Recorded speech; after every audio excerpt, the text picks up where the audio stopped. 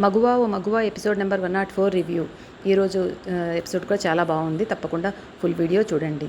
చంచలమ్మ అంతరాత్మ వదలకుండా చెప్తూనే ఉంటుందన్నమాట.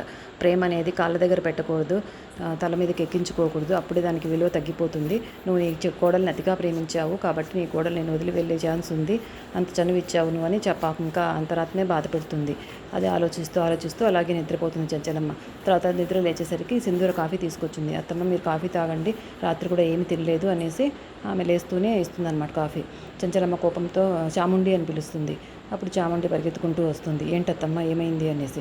వెళ్ళి నాకు వెంటనే కాఫీ తీసుకురా అంటుంది. పరిగెత్తుకుంటూ వెళ్ళి చాముండి వెంటనే కాఫీ తీసుకొస్తుంది. పాపం సింధూర బాధపడుతుంది. తన కాఫీ తీసుకోకుండా తనతో మాట్లాడకుండా ఉండడంతో చంచలమ్మ చాలా బాధపడుతుంది. తర్వాత చాముండి కాఫీ తీసుకొచ్చి ఇస్తుంది.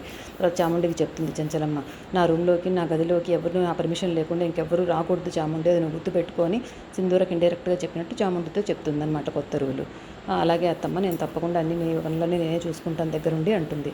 ఆ తర్వాత చంచలమ్మ వెళ్ళిన తర్వాత సింధూరని బాగా బాధ పెడుతుంది చాముండి. చూసావా అత్తమ్మ నిన్ను ఎలా అసహించుకుంటుందో, ఇదంతా నువ్వు చేసుకున్నదే కాబట్టి నీ హద్దుల్లో నువ్వు ఉండు అనేసి అంటుంది. అత్తమ్మ పనులన్నీ ఇంకా నేను చూసుకుంటాను, నువ్వు జాగ్రత్తగా ఉండాలి హద్దుల్లో అని చెప్తుంది సింధూరకి. ఆ తర్వాత విజయమ్మ ఏదో ఆలోచిస్తూ ఉంటుంది. అప్పుడు సింధూర వాళ్ళ అమ్మ నాన్న విజయమ్మ దగ్గరికి వస్తారు. మేము చంచలమ్మని పంచాయతీలోకి అయితే పిలిచాం కానీ ఆమెను ఎదిరించి బట్ట కట్టగలమా అమ్మ, మా కూతురికి పెళ్లి జరుగుతుందా ఎలాగా అనేసి మీరు ఏదైనా సలహా ఇవ్వండి అని వస్తారు. అప్పుడు విజయమ్మ ఒక సలహా చెప్తుందనమాట.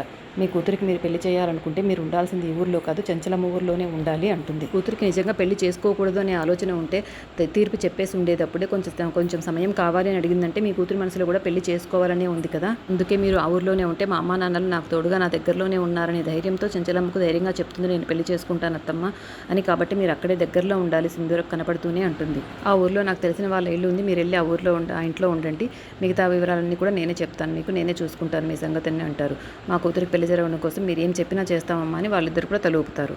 ఆ తర్వాత సింధూర బావి దగ్గర నించొని చాలా బాధపడుతూ ఉంటుంది. అత్తమ్మ నాతో మాట్లాడట్లేదు అని దిగులు పెట్టుకుంటుంది. అప్పుడు చంటి చూసి ఏంటమ్మాయి గారు ఎక్కడ ఆలోచిస్తున్నారంటే, అత్తమ్మ నాతో మాట్లాడట్లేదు చంటి అంటుంది. ఏం లేదు 2 రోజులేండి, మీకు అత్తమ్మకి ఈ చంచలమ్మకి మీరంటే ఎక్కువ ఇష్టం కాబట్టి అలా బెట్టు చేస్తున్నారు, కాసేపు మీరు దూరంగా కనపడకుండా ఉన్నారంటే వెంటనే మీ దగ్గరకు వచ్చేస్తారు అని చెప్తూ ఉంటాడా. ఇంతలో బావి మీద కూర్చొని వెంటనే టప్పుకున్న బావిలో పడిపోతాడు అనమాట చంటి. అప్పుడు అందరూ వచ్చి తొంగి చూస్తారు, అయ్యో చంటి పడిపోయాడా అనేసి. సింధూర బాధపడుతూ ఉంటుంది, అయ్యో చంటి పడిపోయాడు అనేసి. అప్పుడు బసవా వచ్చేసి చంటికి ఈత వచ్చండి మీరేం బాధపడకండి అంటున్నంతలోనే చంటి పైకి కనిపిస్తాడనమాట తాడు పట్టుకుని. అప్పుడు చాముండి వాళ్ళమ్మ వచ్చి నాది మరచం పడిపోయిందిరా తీసిస్తావా అనేసి ఒక్కొక్కరు ఒక్కొక్కటి టీ గ్లాసు గంట ఇవన్నీ అడిగి తీపించుకుంటూ ఉంటారు ఫన్నీగా పాపం. తరువాయి భాగంలో సింధూరకి ఏదో ప్రమాదం జరగకపోతే చంటి కాపాడడంలో కౌగిలించుకుంటారనమాట. ఆ సీన్ చూపిస్తారు. ఏం జరుగుతుందో రేపు తెలుసుకుందాం.